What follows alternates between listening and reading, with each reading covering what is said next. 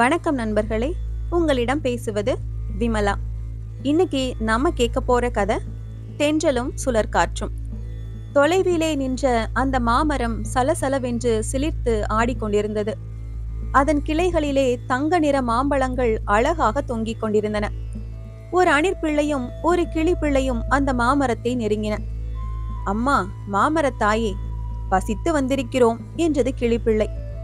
உங்களுக்காகத்தானே பழம் வைத்திருக்கிறேன், நன்றாக சாப்பிடுங்கள் என்று கூறியது மாமரம்.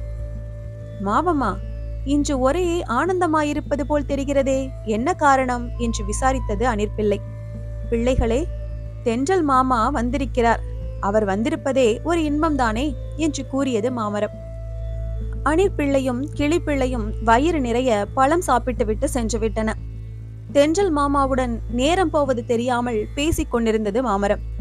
2 நாள் கழித்து அணிற்பிள்ளையும் கிளிப்பிள்ளையும் மாமரத்தை தேடி வந்தன. மாவம்மா, நேற்றெல்லாம் ஓவென்று அலறிக்கொண்டிருந்தாயே, ஏன் என்று கேட்டது அணிற்பிள்ளை. இதென்ன அநியாயம் மாமரத்தாயே, உன் கிளைகளெல்லாம் ஏன் முறிந்து கிடக்கின்றன? ஐயோ, பழமெல்லாம் கீழே விழுந்து அழுகி கிடக்கின்றனவே, ஏன் என்று பதறிப்போய் கேட்டது கிளிப்பிள்ளை. பிள்ளைகளே, நேற்று சுழற்காற்று என்கிற முரடன் வந்தான். அவன் செய்த அட்டூழியம்தான் இது என்று கூறி கண்ணீர் விட்டது மாமரம். மாமரத்தின் துன்பத்தை காண பொறுக்காமல் கீரிப்பிள்ளையும் அணிற்பிள்ளையும் கண்ணீர் விட்டன.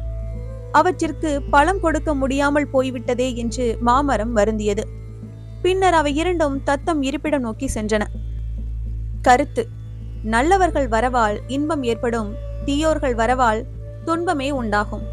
இந்த கதை உங்களுக்கு பிடிச்சிருந்ததுன்னா லைக் பண்ணுங்க, ஷேர் பண்ணுங்க, சேனலை மறக்காம சப்ஸ்கிரைப் பண்ணுங்க. அடுத்த கதையில சந்திக்கலாம்.